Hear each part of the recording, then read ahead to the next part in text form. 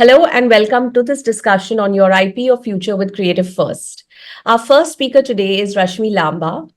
As an independent producer director, Rashmi set up her own film and television production companies in India, Dubai, and Canada. Committed to gender parity, Rashmi is the India Council Chair for the Hollywood based Gina Davis Institute of Gender in Media and was the project lead for engagement and advocacy on a recent research study titled Lights, Camera, and Time for Action Recasting Gender Equality Compliant Hindi Cinema, conducted by the School for Media and Cultural Studies at Tata Institute of Social Sciences in Mumbai. Rashmi, welcome to this discussion. Thank you. Thank you. Thank you for having me here. Our next speaker is Jamshed Mistry, who is an experienced counsel and founder of the International Legal Alliance, a virtual global network of lawyers. He has a demonstrated history of working in the law practice industry and skilled in various types of litigation, international law, media, and entertainment law. He is a member of the Bombay Bar Association, the Intellectual Property Rights Practitioners Association, Maximum Lawyer Group, and associate member of the Canadian Bar Association. He is also an advisory board member of the South Asian Fashion Week in Vancouver and the Vancouver International South Asian Film Festival. Jamshed, welcome to this discussion. Thank you. Rashmi, has the media and entertainment industry evolved and how do you navigate these changes? Yes, of course. I have been around for about 4 decades, and I've seen a lot of that happening in various spheres because I've been into film production, advertising, festivals. I think what might be best is if I set this against my personal narratives because I don't want to sort of, say the usual jargon. So I think I've had a very nomadic life script and I've been in different parts of the world. But when I started out, it was fantastic because I actually, as an intern, when I was doing my mass communication, I got to intern with what was the first ever experiment that ISRO did called the Satellite Instructional Television Experiment to beam through satellite to 2,400 villages, and they were reaching 2 lakh people. And it was considered a huge sociological experiment. And this was in 1975, way back, tells you my age. But, and cut to, I'm now representing the Gina Davis Institute at a recent initiative where we were talking about using AI-enabled tracking of even, characters in scripted television to talk about representation, race, etc. So yes, of course, it's evolved, and every generation might say that what they've seen are tremendous changes. But I think it's just been unbelievably dynamic to even in India to come from one channel of Doordarshan to what we have today with 700 channels streaming across, the globe. I used to be with Doordarshan as my first job, and at that time we literally had each city. We had Doordarshan Mumbai, Doordarshan Delhi. And if we had to send, we couldn't even share programming. We had to actually send those big 2-inch tapes, which were like a suitcase to, each city. And today, look where we are. And then I moved to Dubai. And as I said, again, with my personal experience, I was freelancing as a business development and production coordinator for Z, which was then one of the first satellite channels that, of course, we launched in India, right? And so at that time, it was a franchise in Sharjah. They didn't even have a digital feed. So they used to actually program and then send physical tapes. We used to actually courier physical, by that time, moved to pneumatic and Betacam tapes. So then one saw how the augmentation of digital feeds happened, which then, I'm sure Jamshed would understand, is that even the distribution of the commercials by geographical locations had to be decided. And today that's become a huge issue, even with the OTT and streaming platforms, because as we can see, we have different programming. So I'm talking about, yes, there's a huge, I would say, in the last 4 decades that I'm talking about in my career. It's just been phenomenal, the growth. And then the consequences, all, I would say, the absolute awesomeness of what we are experiencing today. So yes, there's been tremendous change. Jamshed, what have been the key legal shifts in the media and entertainment industry post-pandemic, and how have these changes influenced the legal landscape for producers and filmmakers? So I think, the pandemic was a major shift, for everyone. I mean, irrespective of whoever you are, the fact that everything went online for that period of, I think, 1 or 2 years. So I think what it really did from the legal perspective was, uh, well, if you looked at it from an international perspective, you were already doing work, virtually, and so that was not sort of new internationally. But I think what it did within, respective countries and regions was it brought in this new element of, having sort of all your discussions online. I think that was the sort of the major shift as far as the entertainment law practice was concerned. Uh, how did it change sort of the legalities? I don't think it really changed too much. I mean, the laws remained pretty much the same. I mean, whatever happened, in changes in copyright law, etc., that sort of kept evolving. In fact, the major changes happened just prior to the pandemic, and I think that continued. So I think this, so from the legal perspective, yes, this was the major change, that you had everything happening even within the country online. And I think that sort of really, it essentially, saved a lot of time, energy, and money. I think that was the big thing. Otherwise, everyone had so used to going to your lawyers are having meetings, together in a particular city, or whatever. I think so that's excellent, and that in a and happily that continues, whether in a hybrid mode or otherwise, even today. How has it sort of influenced for producers and filmmakers? I think one of the biggest pluses is that a producer and a filmmaker, he's focusing constantly on, the creative and, the production side.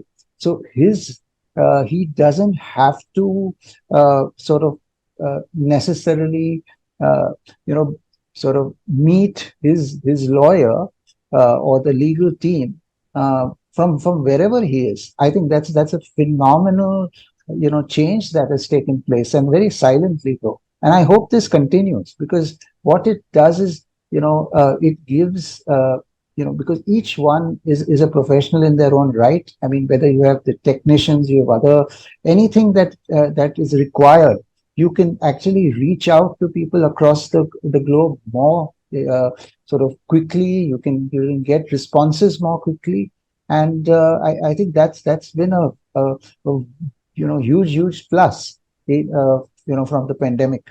And I really and sincerely hope they continue using this mode. I mean, we have used it very effectively, and I think I don't see why others should not. Rashmi, adding to what Jamshed said in terms of, this whole virtual world where you can, approach people and collaborate more. How do you approach it for your production work? Of course, film is a collaborative effort, and so is anything in media. It takes a village to make a film, even a short 30-second commercial. You don't see the credits, but I think it's pretty much as a film, feature film. You need as many people, so it's definitely a collaborative process. And as Jamshed has rightly said, in the current scenario, we can communicate globally with each other, so we can get global expertise. We can have co-productions, we can have co-ventures, we can have collaborative, even within the country. You sometimes don't even have to go for a recce, because you can do everything on, say, what we call FaceTime, or visual, take a visual tour of what you want to do. So yes, I think navigating the scenario has become so much easier. Otherwise, we had to always go for pre-production meeting, we had to go for a recce, we had to go and have actual meetings, have, even now, okay, we might have writers' rooms, we might have script writing, where you need to be together. I'm not talking about not having the human contact, but in the collaborative process, I think it's far easier now to collaborate, not only locally, but, globally, nationally. So we can get the best of what is required for each project. And that has eased it up even for the clients, for the funders, for sponsors, depending on what we're doing, whether it's a film, short film, feature film, actors, workshops. We can even do a lot of virtual workshops. So it's a collaborative process right from the start, right from when you actually come up with a concept or a writer's idea, and then how you negotiate to find the right director, find the right cast and crew, right locations. So it has to be collaborative. Totally, it's a team effort. It's very difficult to do this solo unless you're just creating a YouTube video or a TikTok. But I think, and that's in its own way a genre that's obviously emerged. So yes, you can have solo productions today, but I think for any meaningful production, it has to be collaborative. And I wear many hats because I'm a filmmaker, come producer, come director. And of course, even sometimes you have to be a line producer or a showrunner. So we've got these fabulous titles now that we can all wear different hats. So I do enjoy that collaborative process very much. And each project is a new learning curve in that because you're always interacting with a new team. Because even though I've had my own production companies, I think it's not a corporate where you've got a standard set of people. You're always collaborating with new people. And as I said, as per the project requirement, even in, say, TV commercials. Or when I was in Dubai, I was the producer in charge for the first of its kind international company from Australia. It was a joint Australian Singapore company that opened offices in Dubai. And what was to actually, that would be a perfect example of collaboration, because what they did was they decided that they could bring to that region, which did not have an active filmmaking setup, which has changed drastically over the last 20 years, which I was fortunate enough to witness. So what the model of this collaborative company was that they had tied up with different producers from different countries, producers and directors from different countries. They did primarily TV commercials. Now, for example, we had to produce a TV commercial for Pakistan uh, for a shampoo brand, a leading shampoo brand. Now, they couldn't come and shoot in India for obvious reasons. So, what was done was we brought Indian expertise in terms of the director, the cameraman, the makeup from India. We had local crew for the other requirements of the shoot, the equipment, and some of the equipment we had to bring because in those days there wasn't even a film camera, and we used to shoot on 35 mil in Dubai. The closest was we actually flew it in from Singapore, and then the models, the client, and the cast, they came from Pakistan. So, and then for post production, we went to Singapore. So, it was a truly collaborative effort in terms of even a short 30-second campaign that was run over various territories. So, yes, it's a truly collaborative process. Sorry. Rashmi, how do these collaboration make the project cost effective? So it again, as I said, it's a mix of getting the local, national, international, if as required. So that's where then I wear my producer's hat if I'm coming on board as a producer, and you work backwards. Obviously you come up with a budget. Again, a very interesting experience which can illustrate this was the reverse happened. We had to go and shoot for an iconic TV commercial in Pakistan. And we actually got an Australian director. We had a local Australian cameraman, who was based in Dubai. And then we flew in people from all over the world, and we had a local crew from there. So obviously a budget had been drawn up by the agency, by the ad agency. When we reached there, the director said, if you want my kind of film, the one you want me to shoot, it was, one of those live life king size, it was sort of cigarette in those days, pretty much like what we had here in Will's live king size. And the jingle was, there was a very famous band called Junoon, and we were using their jingle.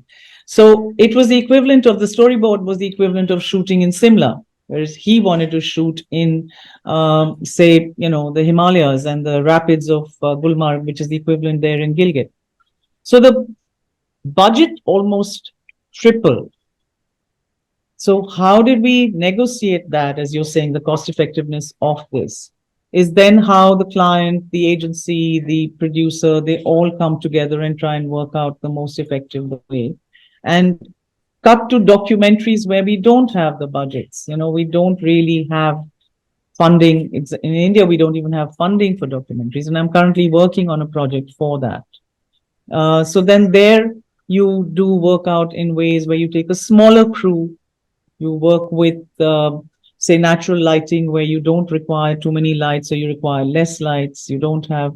So it varies again because we have such a huge genre that comes under what we call media and entertainment. So I guess the cost effectiveness would work in terms of what you have to prioritize and where you can then cost cut. And I think legal becomes a very important aspect, which a lot of people overlook.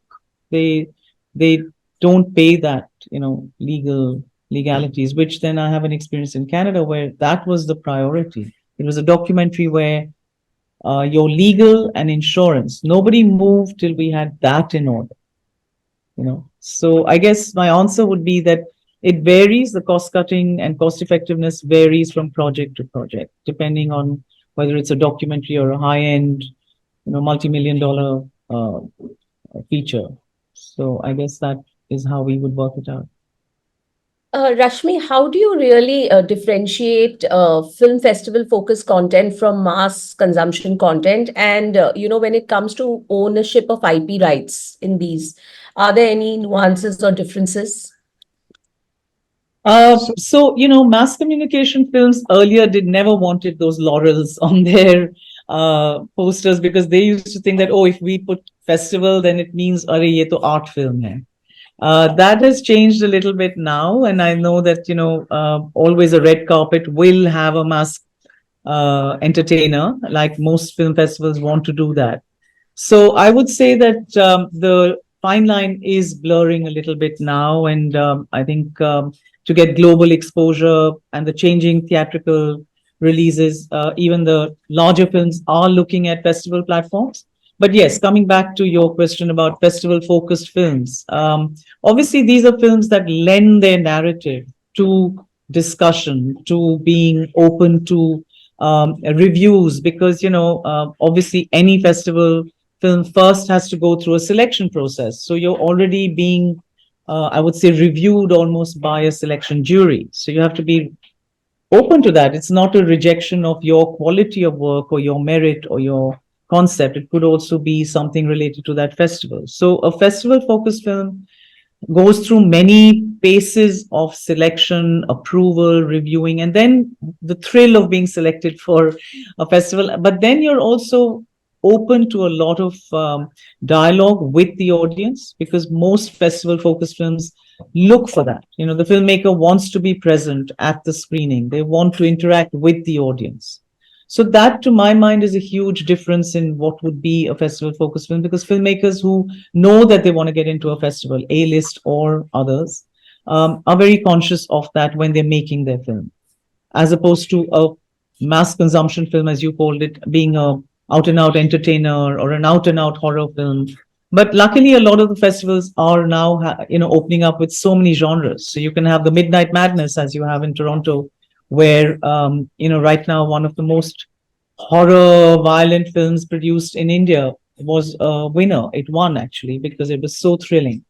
And was produced by Dharma Films. So, there you have it. Coming to the IP, yes, I think, and I'm sure Jamshid, I'd love for you to give your inputs on this, because having navigated the festivals, I think the first thing that happens at a festival is two things, of course. Once, when you submit the film, of course, you have to have all your clearances. No festival will take it unless you have all your legal clearances, because they don't want to get into any form of dispute. So you have to have all your certification, you have to have, and normally what we do is, if we're submitting or accepting, you normally submit what's called a screener, which already has a watermark or something. So nobody can download, nobody can illegally screen your film.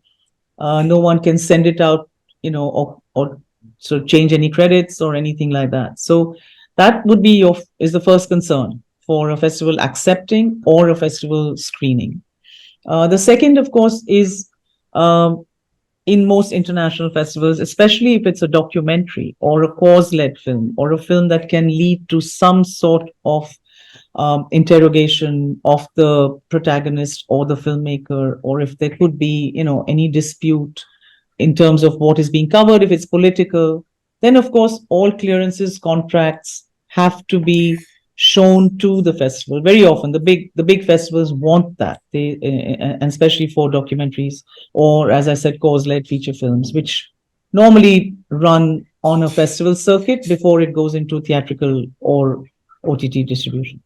At the festivals, what we do is, which I don't know if you want to talk about now or later, is, or the festivals that I've been at, where we have what's called the industry section, which is apart from the programming and the screening of the films, you have something called industry, or like in Mumbai, I had initiated the Mumbai Film Market.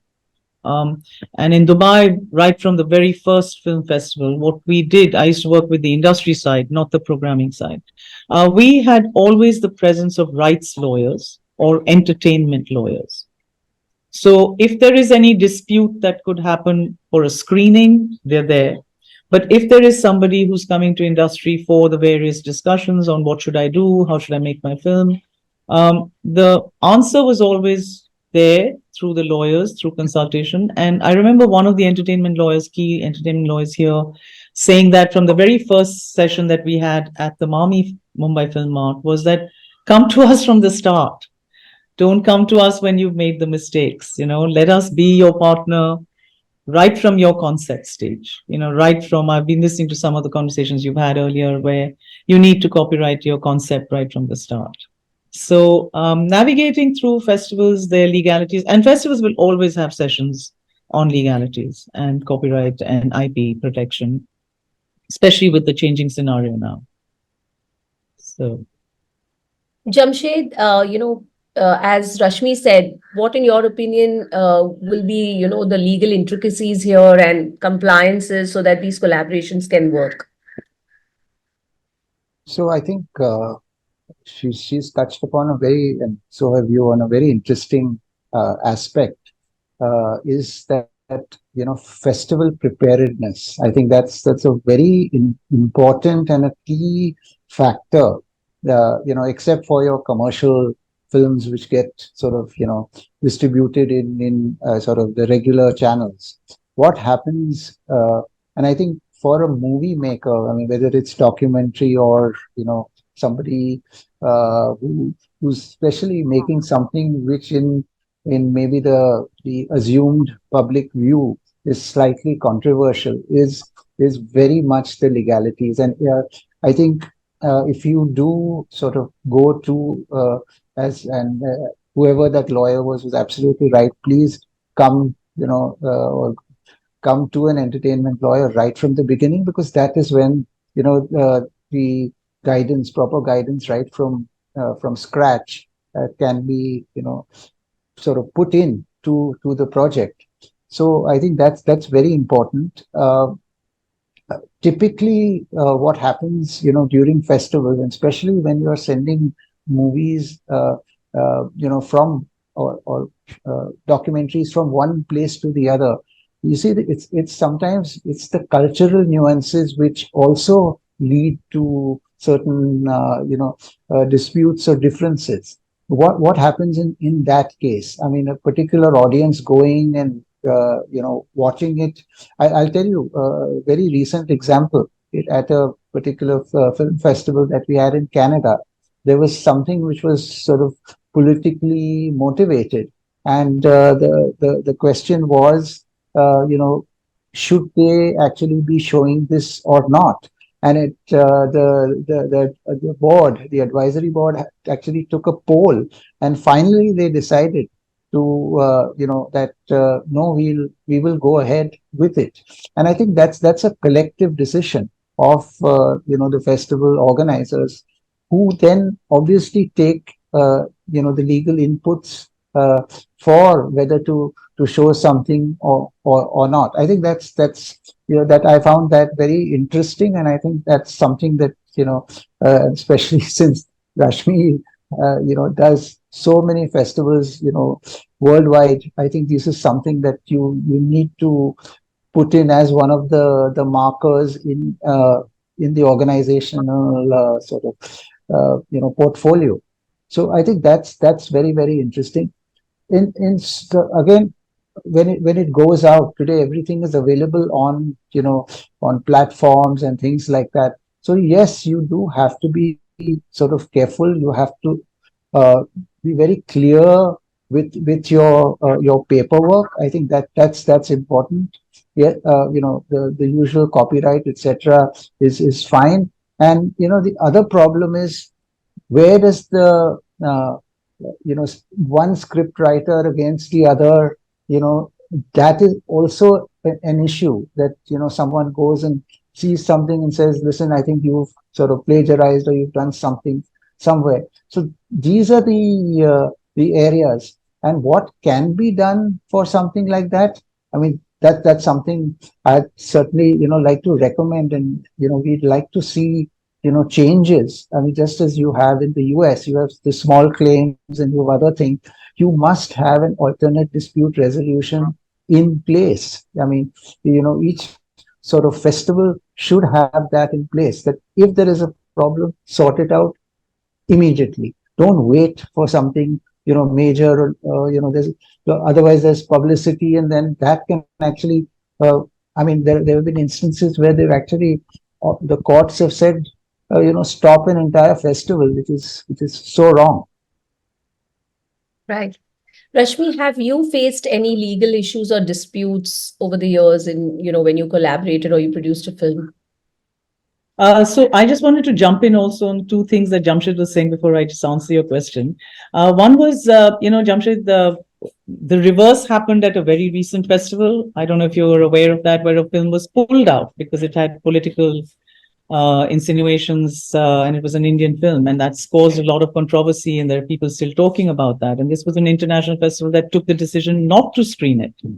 So, but the filmmaker doesn't have recourse to anything legal, that it was selected, and then on what basis was it not shown, just because it's a politically sensitive. So I think that is something that filmmakers also need help on, that what would be their recourse to.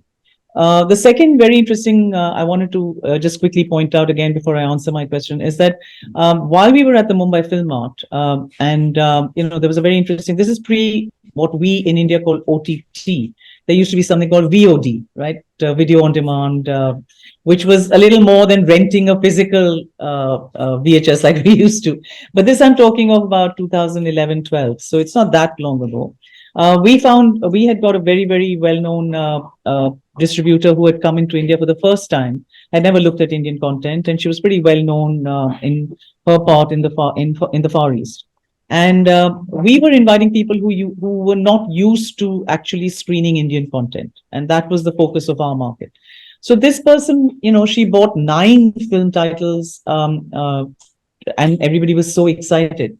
But one of them was a film that the distribution rights were with a particular production house that we have. And suddenly they found that she had got the VOD rights from someone else, from another leading production house. And they ran back into their legal room saying, how did that happen? And in the contract, they had to go through every line, and they realized that, as I mentioned earlier, that even now, because of the geographical issues that come up, even though it's virtual, even though it's online, and I know you've had people from the OTT platform speak to you, but the distribution rights that are there, so every little thing has to be covered. And I had that experience when I was in Canada. I was commissioned to do a documentary by a channel. And actually, before talking, I was going through that contract again to fully understand what had happened, because this was again 10 years ago. And they had so clearly worded there what is the first window. So for 1 year, there is a first window that they have, where they have exclusive um, broadcast rights. And because it was broadcast already, I could not enter it into a lot of festivals, because festivals, you have to have your film within that year. But then after that, they gave me a non-exclusive second window, as they called it in the thing, that I could use it and the channel could also continue. And it actually did continue being screened for 10 years because it was a very relevant film dealing with immigration. So my point being that, these kind of contracts, as Jamshid is rightly saying, and now when most festivals are also encouraging filmmakers to meet each other physically to come up with what we call co-productions. Even in India, we have the Film Bazaar, which is primarily about co-production, where I think legal is the crux of the matter, because I think Jamshid is fully aware of the example I'm going to give, where there was a very controversial documentary where the producer was from UK and I think Netherlands. This was after the Nirbhaya case. And the line producer in India did not get a credit. So when she fought for her credit, they threw the UK law at her. So what happens is, which jurisdictions are you covering in your contract is so crucial, especially now when people say, oh, I'm going to go shoot in Canada, or I'm going to go shoot here, I'm going to go shoot there, or I'm going to co-venture with so and so. And then which jurisdiction do you come under? So even in a film festival, I had that issue because, you mentioned that I represent the Gina Davis Institute, and we brought them in for a summit that we did on gender in media in 2016 when I was the festival director for the festival that was run by the FICCI Ladies organization. I know FICCI is a partner with you, and FICCI Ladies organization Flow decided to do a film festival. And since they decided to do a film festival, my advice to them was, let's talk about gender sensitivity in this festival. Otherwise, it's not a competitive festival. It's not talking about cinematic excellence. It's about skilling women and gender sensitive. So we decided to, and I managed to get the Gina Davis Institute to come in to hold a gender summit. But because they are from the US, they're so conscious about their contracts that they were going to release a report that they had done on Indian representation in Indian films, which is the first of its kind ever. So I remember we had to draw up a contract where a lot of thought went into who's covered by which jurisdiction. Are we looking at Indian law because the summit is in India? But Gina Davis is a US based entity and it's a not for profit. So they had their own set of laws. So I wouldn't say I've had problems, but one has had to be extremely conscious about all this. And I think the learning never stops. I'm involved in a project right now, which is a documentary series. And I've just realized, to my horror, that in an MOU that was drawn up, the exit clauses are not clear. And now to exit from that particular production company, because we've had some financial issues, we're having to go back to the table and figure out now how do we exit, because now there what happens is that we did a pilot film. And my question, in fact, I've asked Jamshid for advice also, is who owns the copyright for that? Was it a joint production? Is it because as some of your speakers earlier have said, in India, it's ho jayega ji, ho jayega, we are friends. It's all in good faith. Do you think I'm going to do this to you? So I think just being very, very conscious of the legalities and getting the right advice is extremely important. And I think every project, we do have some issues which either we already we are anticipating those, or then we have to resolve. So fortunately, I don't think I've been into any very, very controversial issue, but one has tried to be very, very aware and always put in place, if I am not the producer, but I'm wearing a hat as a festival director or a line producer or someone as a production coordinator, we've always had to do that. Jamshid, as Rashmi highlighted, in a co-venture and any such collaboration, what are the red flags that the producer and filmmaker should look at, and what are the remedies? And also, how do we address, really traverse the geopolitical legal environment to get the contract in order so that there's no confusion when you want to look at a remedy or get out of a contract? Sure. No, I think, I always say that it's very interesting.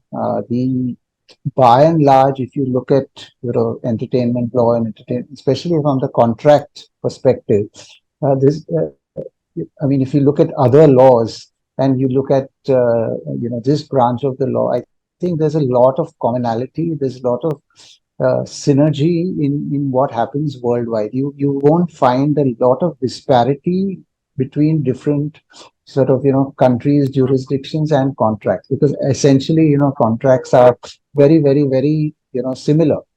So that's the good part about contracts that take place.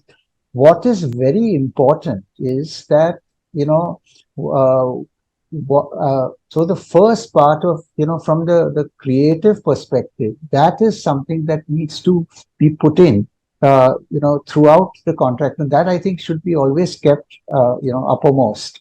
And then, of course, you have all the variety of clauses and sort of, the protection part that each, party requires this protection in these circumstances. And of course, in case something goes wrong, then how would you deal with it? I think, the global concept of actually mediation works very well here. And in fact, nobody reads that in the in the event of a dispute or even a difference, you can go to use your contract, go to a person who's already been appointed. You quite often parties forget about that clause where they say a mediator or an arbitrator should be appointed. You can appoint that person when everything is hunky-dory right from the beginning, so that you know that if there is a problem, of course you try to sort it out, but if you cannot sort it out, then go to a professional who can actually help. Sit down and you have a win-win for both. I think that is very important, and that should be done. So that's good. The second thing is to actually, that the time has probably come to for two things. One is that, you see, just as in India, you have a compendium now of, say, labor laws. They've put all of them together.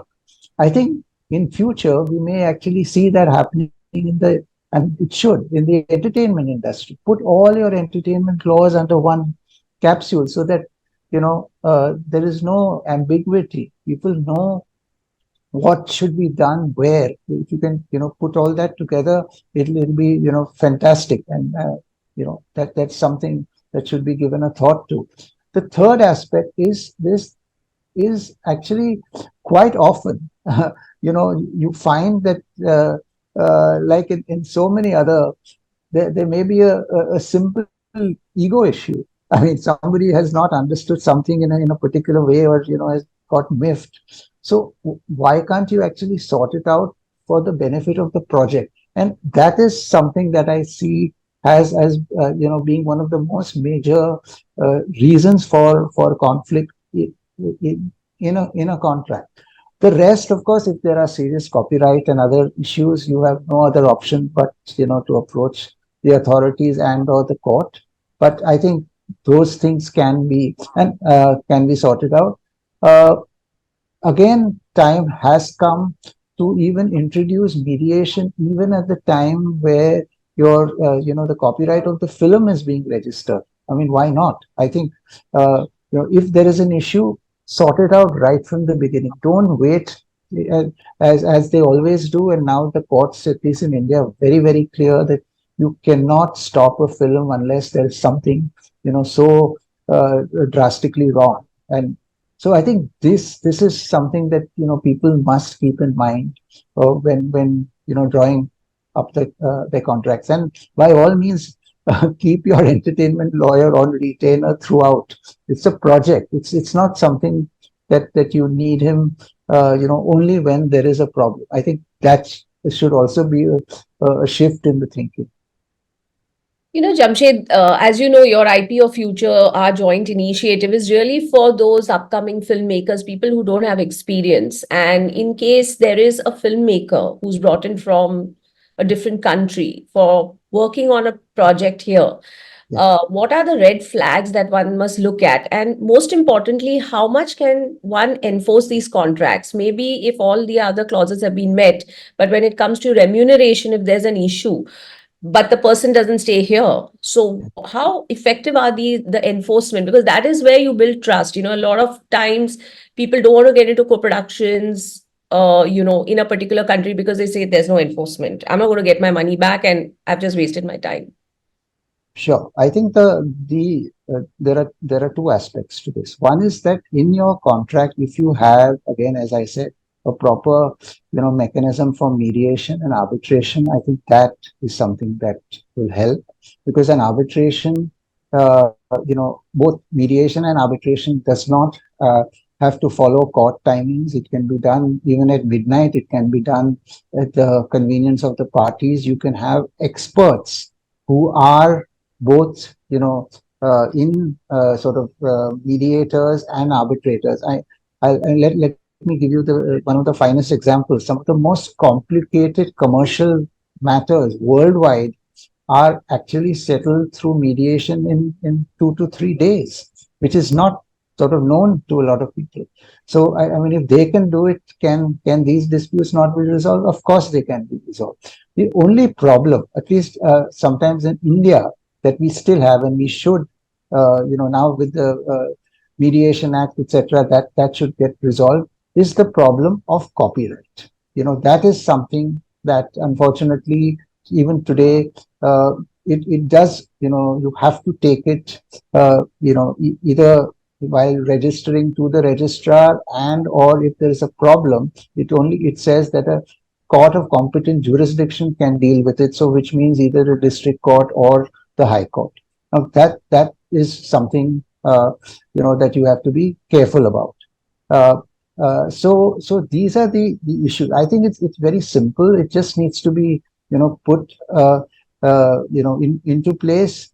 Yes, I mean, we do have other sort of currently in place, sort of where people go to their respective unions, etc. But that's a different story. I mean, how effective there is for another day. But I think from a global perspective, what a filmmaker who's coming to India would like to see is, he'd like to see consistency. He'd like to see definitism. He wants that, I've put in such a lot of money, I've, begged, borrowed, I've come in on a grant, etc. I need to know that I get, value for every dollar that I put in. So I think that should be done, and therefore we must have these systems in place. Very simple, and let's. The other thing is, people tend to complicate things. In fact, one of the things that we always learned in law school was keep your contract simple and straight. I think that's very important. Rashmi, you've been such an inspiration for our industry, for all the work that you have done to promote gender parity. How is this landscape changing both in India and the rest of the world? And what would be your advice for young women looking to enter this space? Thank you. Yeah, it is my passion right now. I think, evolved into it. So I think the best thing that's happened is that, for one, the conversations have started, the awareness has begun. I think a lot of our films are at least talking about issues, and a lot of our actors, actresses, directors are beginning to take those bold steps, and we've had some really good films on the issue, which reach out to the mass audiences, which is what is important. Most importantly, of course, are now these research studies, as the one that you mentioned that I was recently involved with, and then we've got others like Obomania, and then the Gina Davis study, and there are a couple of others as well. Now, rather than making these into textbook or library, PhD dissertations, the mandate is to take it out there into the industry, get people to I'm not saying take pledge or sign in, but actually put into practice what is being said. Because even though we're saying that, yes, lots of good things are happening, when you actually come down to the numbers, they're quite dismal, which was revealed in the study done by Obomania as well as the TIS study. So my advice would be not just to women. I would say it's for both, or for every gender, because these days we're very particular about that it's for every gender, that of course For one, just an example that happens is, for example, if we start right from the writer's room, if it has women or other genders present, the interaction itself changes.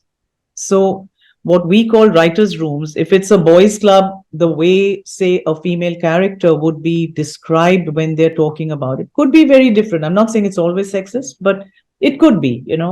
Whereas if there's a woman or another gender present in the room, it would be far more authentic. It would be, I would say, a lot more sensitive. So that would be, I think, something that we're hoping can be put into practice. And it has begun again, where people, and especially I know, I heard Aparna from Amazon talk about it recently, where she said that they've now made it a mandate to have, a properly represented writers' room. So at least you're starting with that. The second is that there are lots of tools available. For example, I'm not trying to propagate it, but there's a very interesting inclusion quotient, spell check for bias, and now the Google tool that we spoke about for advertising that has been set up by Google, by the University of Southern California's School of Engineering, Gina Davis. A lot of people have partnered, UNICEF, they've all partnered. That what they're saying is that when you're thinking of a film, don't only think of the central characters as male, female, or fair, tall, whatever, muscular, in those stereotypes. What you need to also think about, so that would be an advice that we're trying to give to young future content creators, educators, thinkers. What about all the ancillary characters? We're not trying to, you don't have to change your story, you don't have to change your creative approach. Just be more mindful, more sensitive. If you say doctor, is it male always? Can it be female? Can it be queer? Can it be old, fat, thin, dark, whatever? Scientists right now. I think India's has just proven that the stereotype of a scientist is completely shattered by what we saw happening in our recent ISRO launch. So why not? And yet, there was a very interesting, I won't take up too much time, but there was a very interesting insight into Mangal mission, or Mission Mangal, sorry. That is it a feminist film? Is it really a feminist film? No, it's not. Because what we had to study in the research that we did, we studied that. And there's also a film critic who very, very incisively wrote on her blog that, okay, fine, you're showing a woman, sari clad women, you're trying to, break that stereotype. But in the two characters, the central character of Vidya Balan, she has what we call agency. There is the normal stereotypical controversy that happens where her husband says to her, why aren't you paying the bills? And why is the gas run out? And why aren't you looking after the son? Because a man is never asked that. A woman is always asked about why she can't balance both. She had the agency to tell him that, why don't you do it? Why is it my responsibility? Whereas there's another character in the film who's told by her mother-in-law that, oh, she can fit everything into a purse. It's horrific, that dialogue. She can put the whole world into her purse, but she can't put a fetus into her uterus. I mean, God, why would you even have a dialogue like that, first and foremost? But, so that's where I think we're talking about gender in media and film, that we've got to be very mindful about these. We're not saying that you do away with the item number, or you don't have, or whatever is needed for entertainment, or whatever. But yes, there is a lot changing also in terms of the proliferation of the smartphone. Because so far we used to talk about the male gaze, because the male gaze was that the audience was primarily male because of two reasons. One was, if it was theatrical in person, they were the people who could afford the ticket or would decide whether the woman is coming along for the film or not, because normally she could not. And I'm not talking about the urban 2% women earning. I'm talking about the, semi-urban and rural areas, or uh, generally women who are economically dependent on the male provider, be it a father, brother, husband, whoever. The second is that because of the lack of literacy, we all feel that women do not constitute the mass online audience either, because they don't have access to smartphones. So where are they going to watch content? And very often, again, even if there is a smartphone in the house, it's used by the male, right? So that is where we are looking at conversations on how that can change. So we need to create the audiences among all genders, give them access to it, and that will also change the content, because then, normally we talk about, but this is what the audience wants. Even in the current controversial films, the discussion is happening about, oh, but this is what the audience wants. Which audience are we talking about is, I think, the crucial question. So that is where I'm really wanting to spend my time, in terms of how do we change the audience, because that will then change the content. And I've been working on that with a very interesting traveling film festival that happens on gender sensitivity. It's done by an organization called Men Against Violence and Abuse, which is a 33-year-old thing. And we go mainly to colleges and universities, where we screen films over 2 days on various aspects of gender sensitivity and gender inclusion. Because there you're addressing the future content creator, the future thinker, the future audience, or the current influencers, as we call them, because it's mainly Gen Z that's the influencer. So that's really where I'm working, and the young filmmakers, I think, are becoming very, very aware and conscious and sensitive, and they are, I think, talking a lot about these. And we've got some fabulous, fabulous films coming out, be it 2-minute shorts to 2-hour features. So I think we're very optimistic about how it's changing. That's excellent news. Thank you so much, Rashmi and Jamshed, for this engaging conversation. I'm sure our viewers will learn a lot, and we definitely want to encourage more subjects on gender sensitivity, and also encourage more women to pursue, their careers in this industry. Thank you so much. It's been wonderful. Thank you, and always wonderful to have Jamshed be there as a very, very good counsel. Thank you. Thank you both. Thank you so much.